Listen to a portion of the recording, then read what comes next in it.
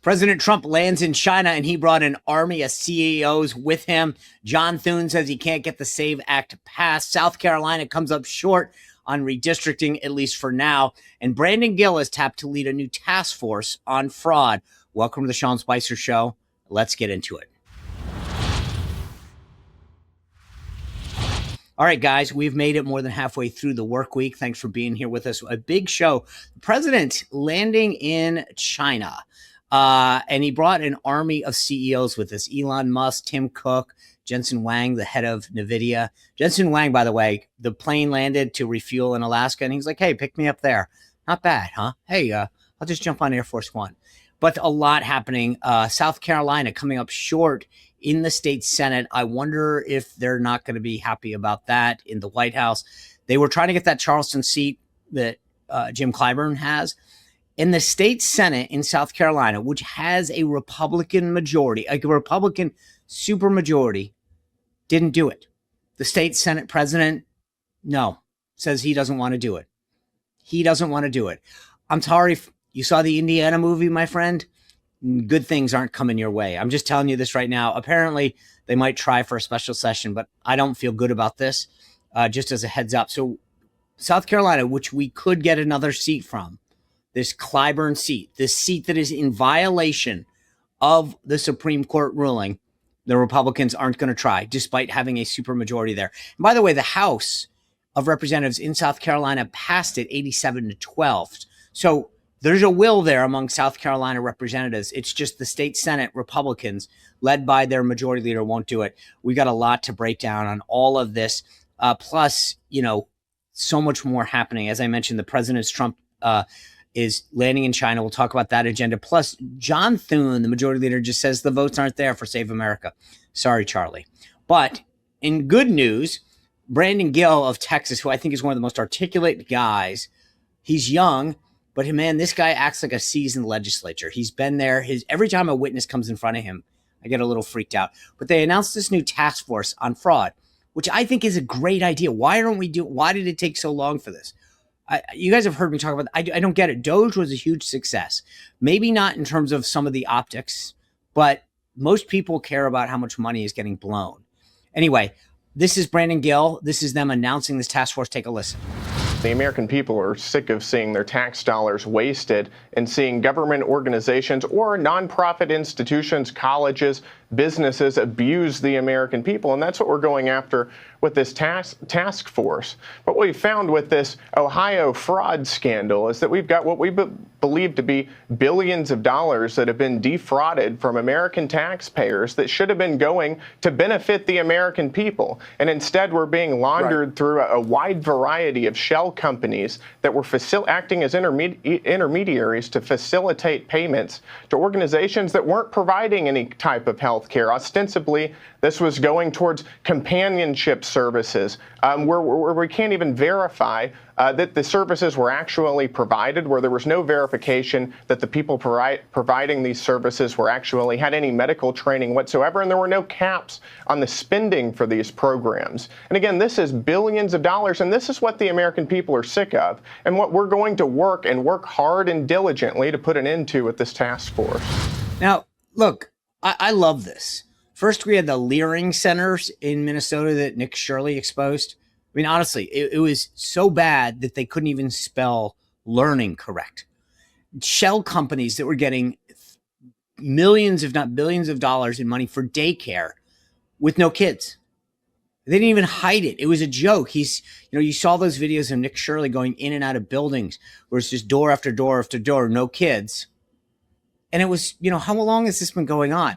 Then you've got the California issues. Now you've got this issue in Ohio. And there are estimates that it could be hundreds of billions of dollars. Billions. Dr. Oz has been very out in front of this in terms of what's going on in Medicare and Medicaid. And yet, politicians, frankly, in both parties have allowed this just to continue. I mean, this is disgusting. It's insulting as a taxpayer to think that you're sending money to Washington. So many people in this country work really hard, multiple jobs, and pay their taxes as good citizens, and then literally have it just ignored. It's one thing to have it wasted or to watch some of these programs be ridiculous on their face. I mean, some of the programs are a joke, but the idea that the politicians know this, know that it's getting just wasted fraudulently and not serving even the intended recipients that they passed the program for in the first place. I just think it's totally disrespectful and insulting as taxpayers to think about this. And I hope you feel the same way. I'm glad at least they're doing something. DOGE was a great first effort. The idea that we have a line, and it's not just the fraud, by the way.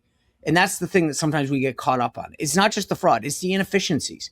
Think about this idea that Elon Musk uncovered, that there's only so many federal employees that can retire in any given day because in Pennsylvania, there's a limestone mine that they have to send records down, like literally like a pulley system, so that they can file the retirement paperwork for these federal employees. That's nuts. That's absolutely nuts. And yet, until Elon exposed it, nobody was talking about it.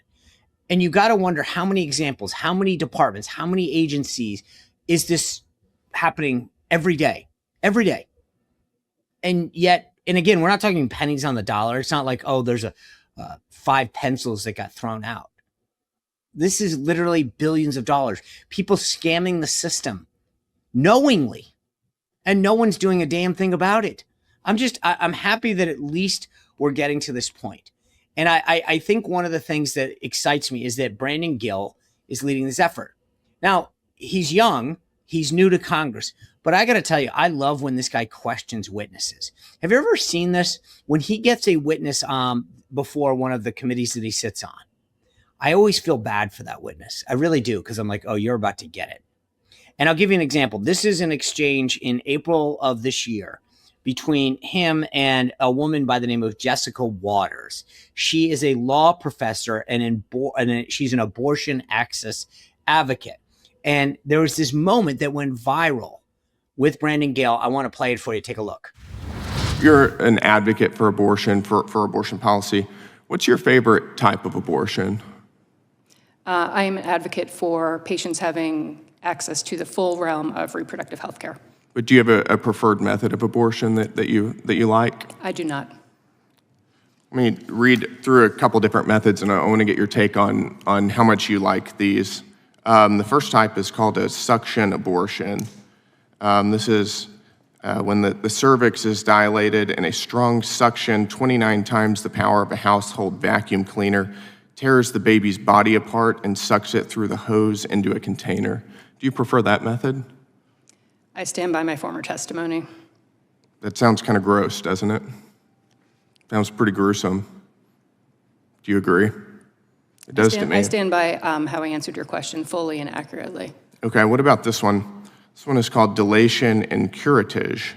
After dilation of the cervix, a sharp looped knife is inserted into the uterus. The baby's body is cut into pieces and extracted, often by suction. Do you prefer that method?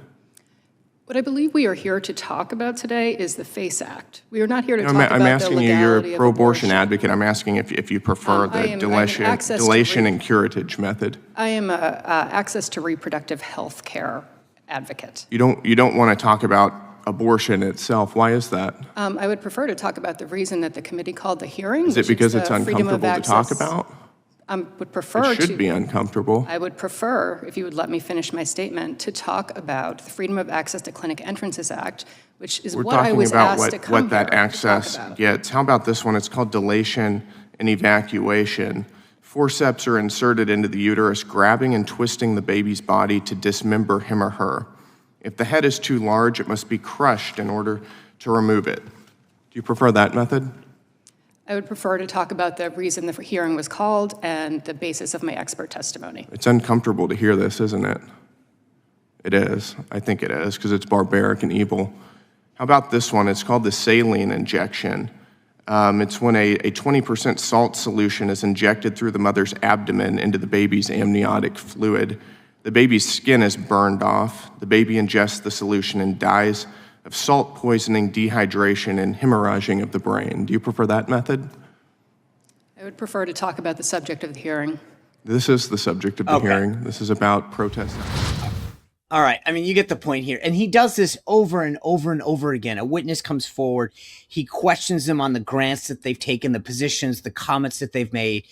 But this is what is so great about how he approaches this. He does his research. He puts the witnesses on the spot. And as this committee, this task force on fraud unveils itself in the next several weeks and months, I think we're going to see more of this, making these people who have scammed money, fraudulently taken money that was appropriated for various causes, and we're going to expose them. And that's what I think the biggest thing is that you won't do this in the future if you know that A, you're going to get caught, and B, you're going to get exposed. And I think for so long, what's allowed stuff like this to perpetuate itself is the fact that these guys didn't think they'd ever get caught, and they didn't ever get exposed. And so someone says, hey, we got a great deal. We can steal all this money. Anyway, I'm excited to bring this exchange in with you. Without further ado, Brandon Gill. Congressman Gill, good to see you. Thanks for joining us today. Yeah, thanks for having me. Yeah, so congrats. I don't know what you did to deserve this honor, but you get named to head this new task force on fraud.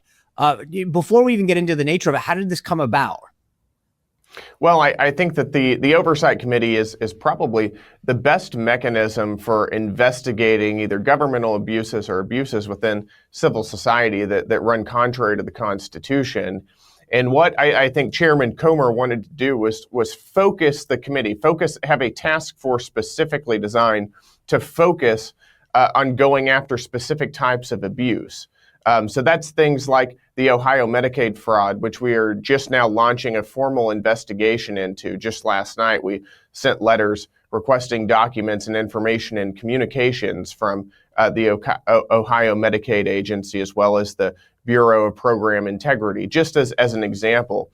But we're also dialing into areas where you have institutions like businesses, for example, who are engaging in illegal DEI practices, deliberately choosing not to hire somebody because of the color of their skin, or nonprofits who are abusing America's immigration system. These are the things that I think the American people have been focused on and would like to see accountability for. And that's the purpose of this task force, is to focus on those areas.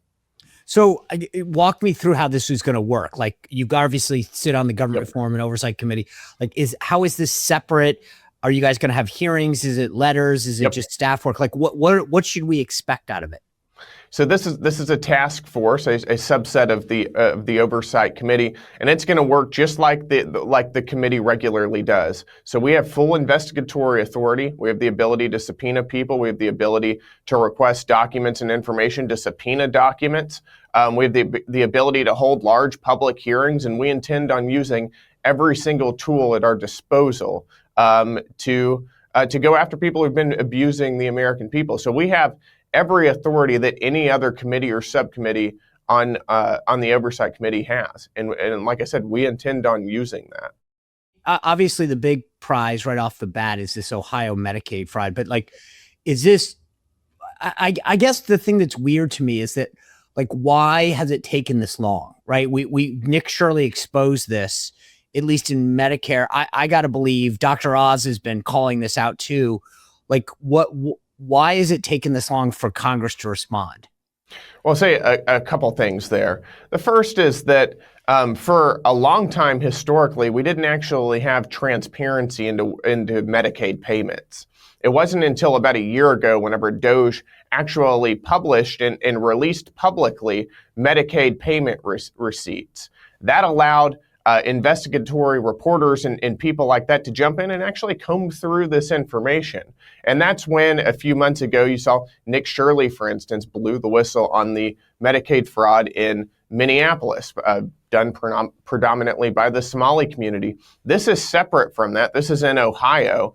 This is a little bit different in that this is focused on home health services. Home health services are where somebody goes to a doctor, gets them to write a note, a Medicaid waiver saying that I'm actually going to get paid, for instance, to provide companionship and conversation services even to somebody in my family. And I don't have to have any kind of medical background. You don't have to verify that I'm actually doing any of this. There's no caps on the Medicaid payments. And you have shell companies that have been set up that are acting as intermediaries between the recipients and the federal government to facilitate all of this payment. So to get back to your original question, the reason that this is just becoming very public is because it was just made public through DOGE about a year ago, and it's taken some time to kind of comb through this massive amounts of data to go through. And now we're taking that information and launching investigations with it. So Nick Shirley uncovers this stuff going on in Minneapolis, as you noted, in Leering centers, which is fascinating. You're talking about this Ohio home visit, stuff. It's got to make people start to think, okay, it's pretty pervasive. It's not limited to Ohio and Minnesota. Right. California's even admitted they've got a bunch of problems. But I got to imagine that it's pervasive in all of these massive programs, right? Yep. And so the question is, like, what is the reaction of your colleagues? Like, you're new, you're freshmen. Obviously, I think you have that fever and excitement. But like, I sit here as somebody who did my first campaign in the 90s and go, why? I love this country. I get it. It's not free. We got to pay for the military. We got to pay for roads and bridges. And that's the price of an amazing country. But I think that there's an insulting aspect to taxpayers when we say, give us more money. And we kind of know a bunch of this stuff is going on. Oh, and I think that we certainly feel that way. I mean, it is deeply insulting for American taxpayers to have to pay a good chunk of their income in taxes every single April and find out that this is the kind of stuff that tax spend is going to fund. I think that I can speak for, I think, a lot of Republicans to say we knew that there were issues. We didn't know that they were quite this ingrained. And again, that's because the information wasn't public. And I can tell you that on the Republican side, people are furious about this and want to see this ended.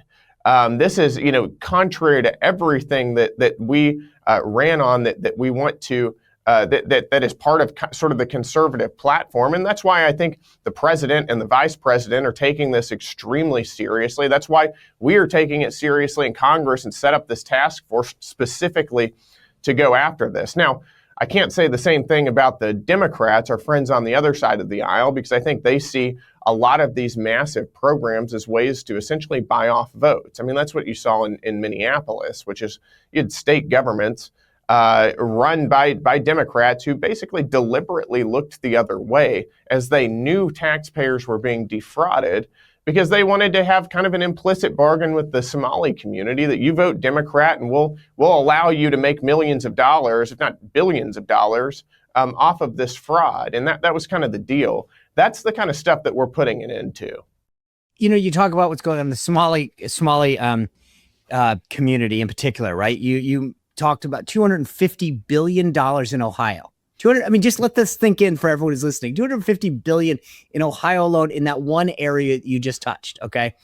And I guess the question is, are your Republican colleagues willing to be as aggressive as you are when it comes to pinning the tail on the proverbial donkey? Because we sometimes want to play like nicey nice with the Democrats. I mean, the bottom line is you're right? What you just said, I don't think a lot of your colleagues are willing to say, which is this is the Democrats' payoff. And we need to put them on defense as we head into a midterm to say this is the status quo that they're defending. You're exactly right. Now, I think that we're still waiting to see precisely what the numbers are in Ohio, but the numbers are certainly very large amounts of money that's being defrauded. And I think Republicans, I do think that they get it. They get where we're at. They get what time it is and recognize this is a huge problem. Now, maybe people articulate it a little bit differently, but I can tell you Republicans are furious about this. I mean, really enraged. And that's because we are the party of fiscal responsibility. And, whenever we provide, Medicaid, whenever Congress allowed these Medicaid waiver programs, there was no intention, at least on the Republican side, for any of this to happen. And there's been such I think in many ways, a breakdown in trust where you have programs that like this one that are administered by the states, but largely funded by the federal government. And there's an incentive misalignment. Whenever you have state actors who are basically incentivized to dole out somebody else's money to buy off votes, or to create a political environment they think is conducive to essentially corrupt people staying in power. And again, that's what we're going to go after. You mentioned this task force is set up kind of like as a derivative of the House Oversight Committee. Are there Democrats that have been appointed to it? So the way these task forces work is we will announce 5 people, or we're going to have 5 people on this task force who are Republicans in addition to me. And Democrats will be able to appoint, I believe, 3 or 4 people on their side who will come on. That's something that the Democrats get to decide who's going to be on this task force. But we're ready to go, whoever it is. Well, if you treat it like the January 6th committee, then you should just appoint him, because they didn't really seem to care who we appointed on that committee. I just as a side note, but so there at this point you have not there's not been, the ranking member hasn't decided who will be. He has not. That's correct. I will be intrigued to see what their reaction is, because to your point, do they? This should be a bipartisan thing. I mean, it's one thing to fight for a policy, right? But it's another thing to know that it's getting wasted. And I will be intrigued to see, is there any Democrat that you've talked to in the last 24 hours that has said, I'd like to be part of this, or I'm glad we're addressing this? The short answer is no, there's not. And you're right, though, this should be a bipartisan effort. And I hope that we can get a few of them on board to go after waste and fraud. And, I think what kind of shows that we're doing this in good faith on the Republican side is that, Minnesota is a blue state, but Ohio is a red state. And the reality is, I don't really care, and no Republican cares where this fraud is happening, if it's a blue state, a red state, anywhere else. We just want it to end. We want tax dollars to be used wisely, and that's not what's happening. And again, that I don't care where it is. I don't care if you have a Republican governor, if they are laundering tax dollars, or if they are allowing fraud to happen under their watch. It needs to end. I think about what you're doing and saying as we head into a midterm, right? We talk about affordability, and I frankly think of taxes as part of that affordability message, right? Because the more that you take from me, the less I have. And do you think that this is a key message going in? Like, in other words, obviously people care about the gas pump, they care about affordability and the prices they're paying at the grocery store. But I would also imagine that, like, this is a widely popular topic. And when I've talked to pollsters, they've actually said to me that we need to ramp DOGE back up big time, because people actually are very supportive of this. And I feel like this is a message that is not just good business, good government, but it's actually should be very popular with folks. And I think it is. I think if you get out of the DC Beltway, I think the vast majority of Americans, Republican or Democrat, want to see this end. They want to make sure that our government is actually working for us and not for bad actors or fraudsters or foreign interests. They want to make sure that money that they send to the federal government every year in their taxes actually goes to the right people, to social programs that benefit Americans, to education that benefits Americans, to defense that benefits Americans. And that's what we're trying to do. So I do think this is a very popular issue. And I think that the Republicans, we are latching on to this, and I think that we should hammer this home to show the American people that we are the ones who are looking to steward your tax dollars properly. We are the ones who want to end this. We're the ones who recognize that we're $40 trillion in debt, and a good way to start, the best way to bring that debt load down, is to go after fraud. And that's what we're doing. And look, I get excited. I mean, I'm a dork about this stuff. Like, I love what you're doing. I think it's amazing. I think it should be highlighted. I always tell people, my first campaign, Contract with America, Newt Gingrich walked around with an ice bucket, and they used to deliver ice to offices like yours twice a day, despite the fact that you have a fridge, right? A freezer in your office, a fridge, but it was a patronage job. And Newt's point back then was, we're spending whatever it was like $200,000, a drop in the bucket. But the point was, it was about respecting tax dollars. And Newt was like, we're paying somebody, 5 people, whatever it is, twice a day to drop off ice to members of Congress's offices who have a fridge and a freezer, but it's a perk, quote unquote. And I think that it resonated with people because we could identify with it. And I guess the question I'm trying to get to is, are you guys building this out as a messaging opportunity as well, to talk about how you're respecting? It's not just the work that you're doing, but it's like, Are you trying to figure out how do you go out there and tell that story? So when you find $1 billion here and $1 billion there, that people know that Republicans are the ones that are watching out for you. That's exactly right. And I think that the messaging and the policy go hand in hand. In other words, as part of, and I'll use the Ohio Medicaid fraud as an example, we're going to hold hearings on this. We're working on dates and witnesses to come in before us. We're going to bring people in. They're going to be under oath. The cameras are going to be rolling. They can't lie to us, or they're not supposed to lie to us, or we can go after them for contempt of Congress, or they can perjure themselves. And the purpose is to really paint a picture, tell the story of what's actually happening with our tax dollars. I think the American people find it deeply insulting, but the goal is not simply to expose waste, fraud, and abuse or other abuses of the American people. It's to change policy. So I believe that the goal of this task force is going to be first to paint that picture, to tell the story, and then where applicable to make criminal referrals when it's necessary, when the facts merit doing so, and also to make policy recommendations based on the evidence that we have found in these hearings and through these investigations, so that we can ensure that this fraud doesn't continue. And I think is what the American people want. Yeah, but beyond the policy recommendations, right? It's like if you find the savings, I want to know, okay, yes, you're going to change the policy, but how do we recover that money? How do we make sure that we don't keep appropriating, X number of dollars? Yep. If we know, like if 2 out of $10 are being fraudulently used, then let's, instead of allocating 10, let's allocate 8. Yep, that's exactly right. And I think that's going to be a key part of this.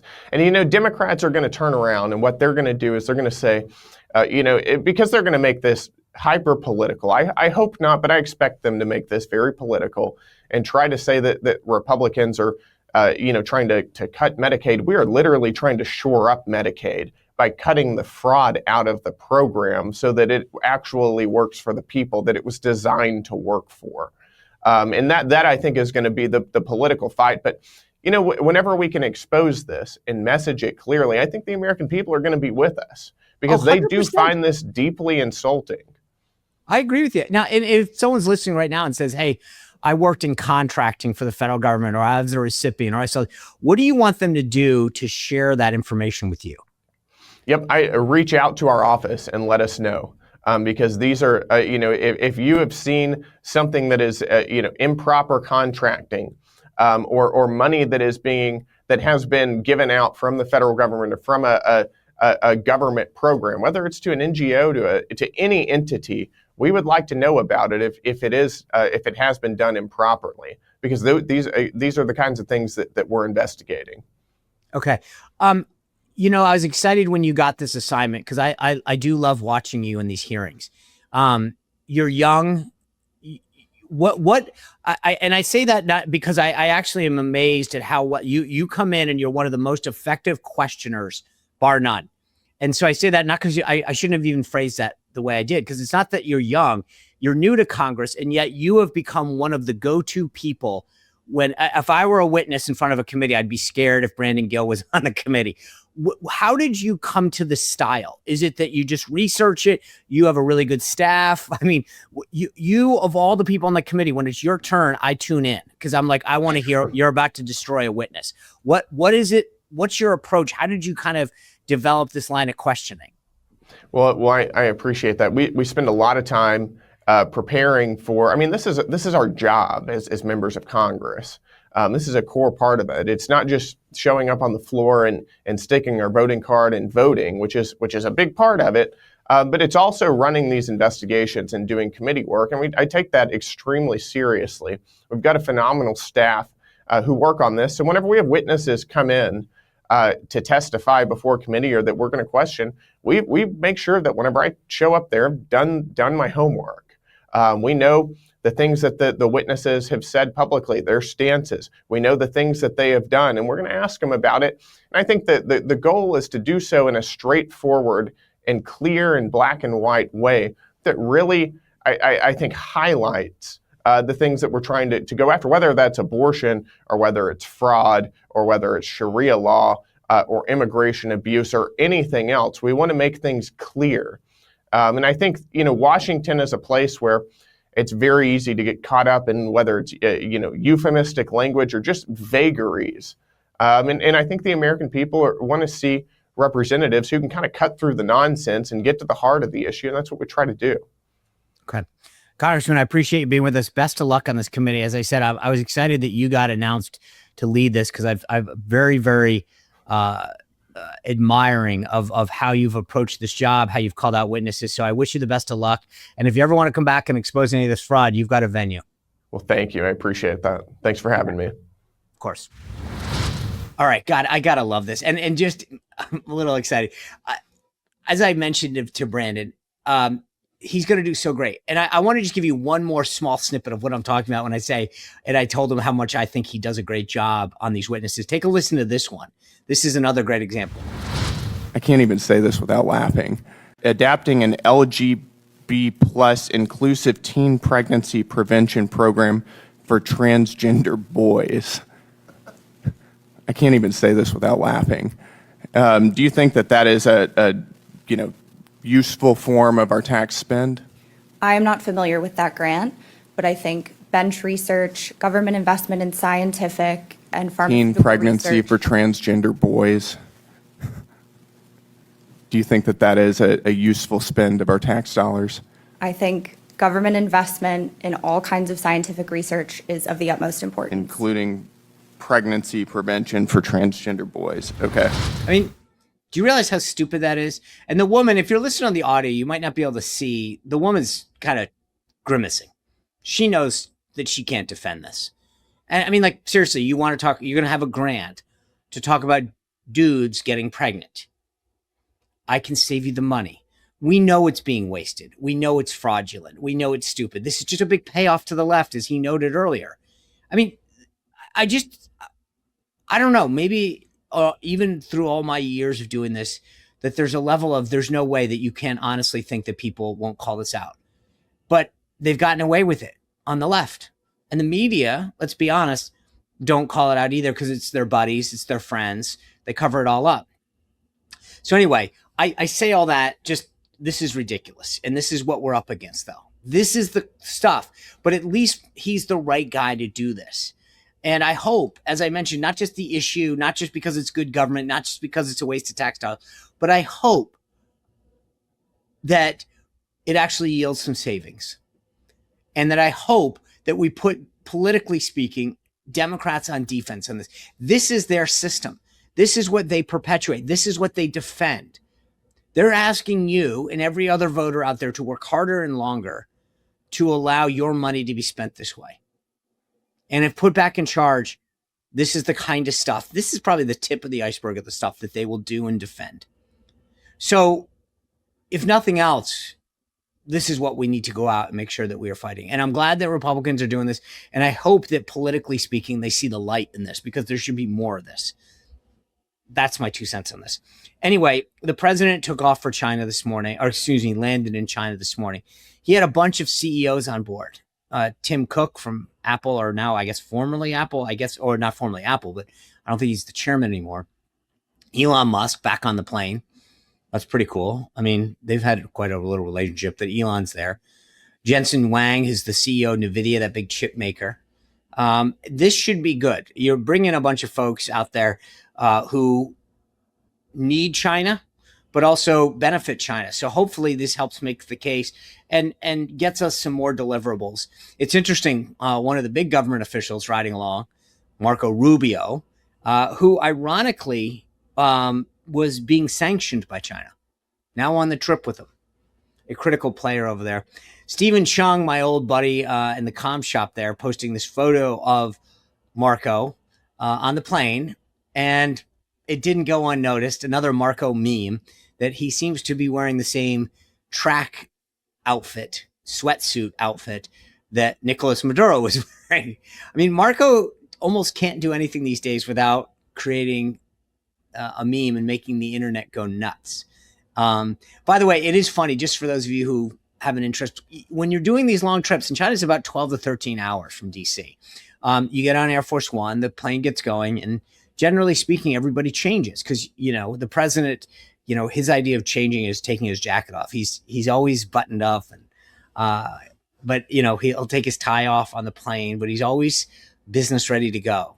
But the staff, including obviously the Secretary of State, you change, you bring a set of clothes because you're going to be on a plane for 13 hours. So you can see that's how it works. You get on board, you change your clothes, you become more comfortable. And then, when you hit the ground, and if you saw the footage when they landed, it's you got to be ready to go.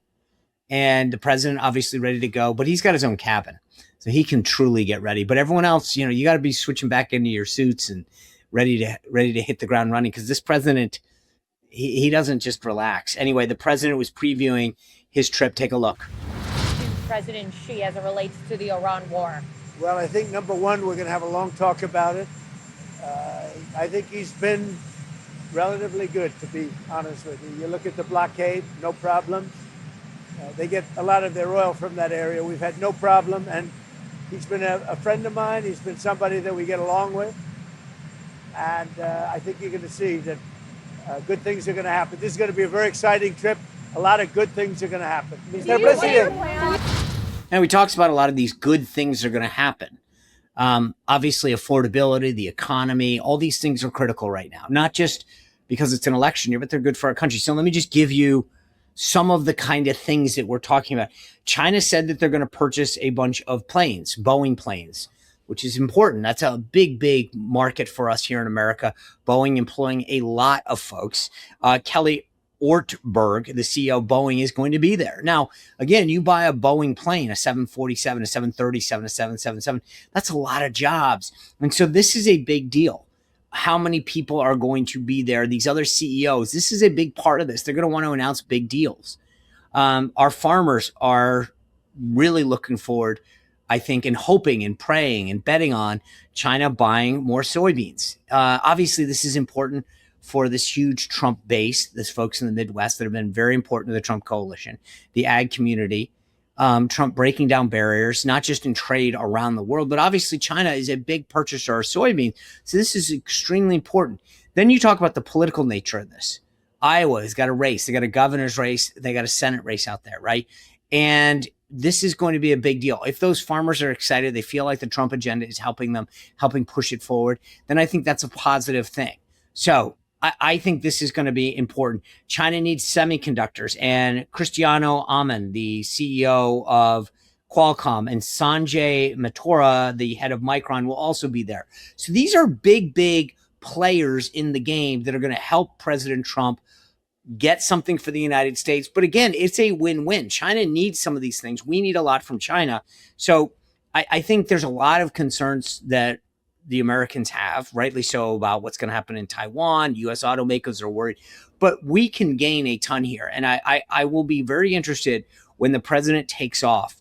These things don't just happen. It's not like you fly over and sit down. There's a lot of behind the scenes that happens well before the two leaders sit down for the first time to negotiate deals, to make sure that we're moving the ball forward, that both countries are getting something that they have on their agenda. And I think the president's going to be there. Obviously, the big burning issue that everyone's going to be talking about is what's going to happen on Iran. Now, remember, the untold story about Iran that I don't think has gotten any play of significance in the media is we don't get a ton of oil. I've talked about this before from the Strait of Hormuz. I think it's like 2%.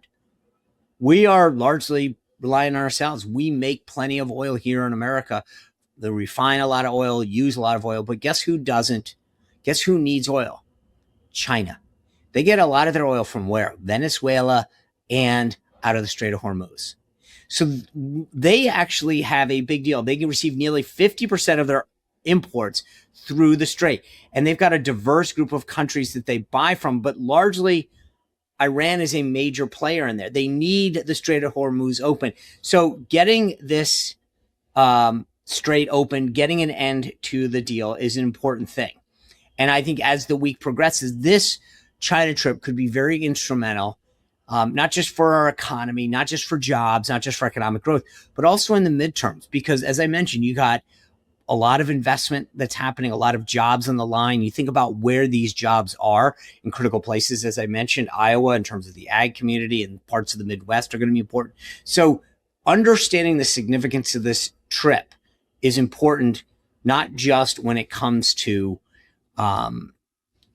to the economics, but also the politics.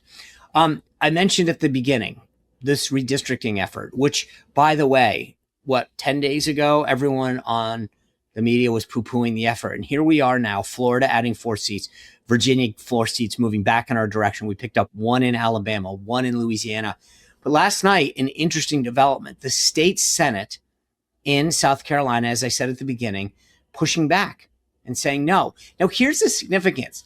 1, Indiana already showed what happens to state senators that don't buy into this. And number 2 is they have a supermajority. There's no reason not to do this. They have 1 district that is in clear violation of the Voting Rights Act, this North Charleston area district occupied by Jim Clyburn. And they chose not to do it. Republicans chose not to do it. At some point, are we ever going to learn that they'll do it to us? Like, I wish we weren't in a position to do all this midterm redistricting, mid-cycle redistricting. I liked it when it was in the middle, but don't let the media fool you. Democrats started this. They tried to do it in New York last cycle, and the court in New York said that they couldn't do it. But they would have gone ahead and done this. Regardless, this is just so ridiculous for Republicans. They've got to stop pretending like it wouldn't happen to them. We always want to be better and play better as if they would do that to us. Get over it, folks.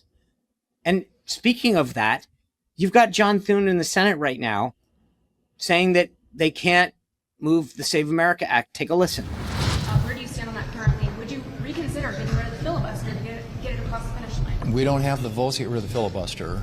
We called it up on the floor March, I think, 17th. We were on it for several weeks and had a very spirited debate. In fact, I think with the exception of maybe a couple of Republican senators, made more speeches on the floor in support of the SAVE Act than almost any other senator. And we had some votes on it. And we voted on the narrow issue, which is the most popular one, of voter ID. And we put the Democrats on the record. Every single Democrat voted against it. We added, and one of the other elements, also popular, was whether or not biological boys ought to play in girls' sports. We had that vote, and every Democrat voted against that as well. So we've taken what I think are probably the 2 issues, in my view, that have the broadest public support and put the Democrats on record, and every single one of them voted against it. So we'll look for opportunities to get other votes. There was a vote on the budget resolution, an amendment that Senator Kennedy offered that didn't even get 50 votes on the floor. And so we're continuing to look for opportunities to advance that legislation. Obviously, it's something that I support. I think we all support, and we think it's something that the American people are broadly supportive as well. Yeah. You know what? Here's the deal. We need to start calling out some of these guys on our own side. I mean, if the votes aren't there, the votes aren't there. But let's expose them for who they are. There's no reason that something as simple as the Save America Act should not be something that every Republican is on board with. Why is Mitch McConnell against this? Why are we siding with the Democrats? Why are we not blowing? Look, I actually am not a huge fan of blowing up the filibuster, but let's be honest, they'll do it. The second Senate Democrats are in office, they will do it. So grow up, understand that you think that somehow you're better because you're preserving something. They will screw us the second that they can, and we've got to start playing by the same rules. I can't believe how this is happening. Anyway, I appreciate you guys being with us. We've got a great panel coming your way tomorrow. Julian Epstein is going to be with us. Christina Bobb, one of the president's former attorneys, and Chloe Trapanolo-Odo from the Daily Wire will be here as well. And then Steve Bannon on Friday. Next week, Andrew Giuliani is going to join us to give us an update about his dad, plus a preview of what's being done to get FIFA on the road to make sure it's safe and a great event for America 250. Anyway, thanks for being with us. We've still got some tickets for the Trump Kennedy Center event this Friday. If you're in DC, go to SeanSpicer.com. It's up at the top. Always feel free to go to Trump 2.0 on Amazon, order that book, keep it a bestseller.